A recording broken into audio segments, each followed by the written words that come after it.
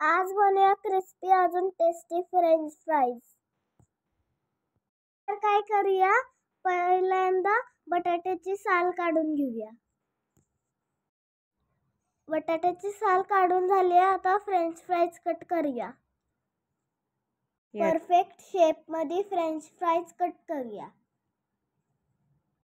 तुम्ही इथे बघू शकता माझी मम्मा कशी कट करतीये। एक एक करून माझ्या मम्माने सगळे फ्रेंच फ्राईज कट करून घेतलेले आहेत।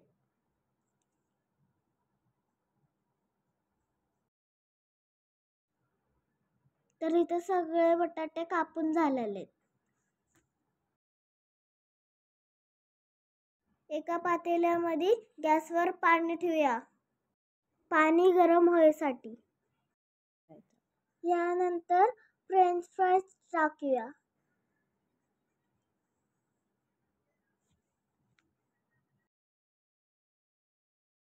फ्रेंच फ्राईज मध्ये मीठ टाकूया। 4 मिनिट उकडून घेऊया।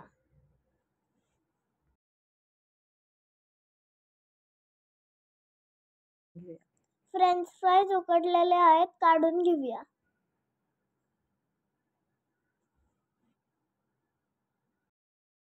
यानंतर किचन टॉवेलने फ्रेंच फ्राईज पुसून घेऊया।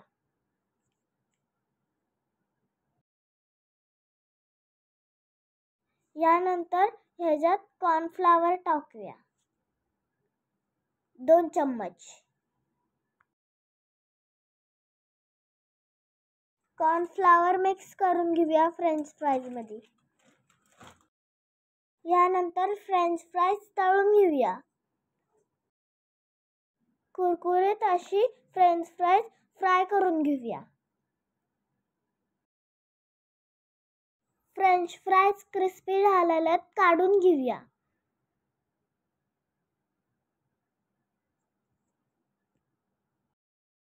हे फ्रेंच फ्राईज खूप टेस्टी होते, मी खाल्लं। हे माझ्या मम्माची रेसिपी तुम्ही नक्कीच ट्राय करा, तुमचे फ्रेंच फ्राईज पण खूप छान होतील। माझ्या मम्माची रेसिपी आवडत असेल तर लाईक करा, शेअर करा, अजून चॅनलला सबस्क्राईब करा। धन्यवाद।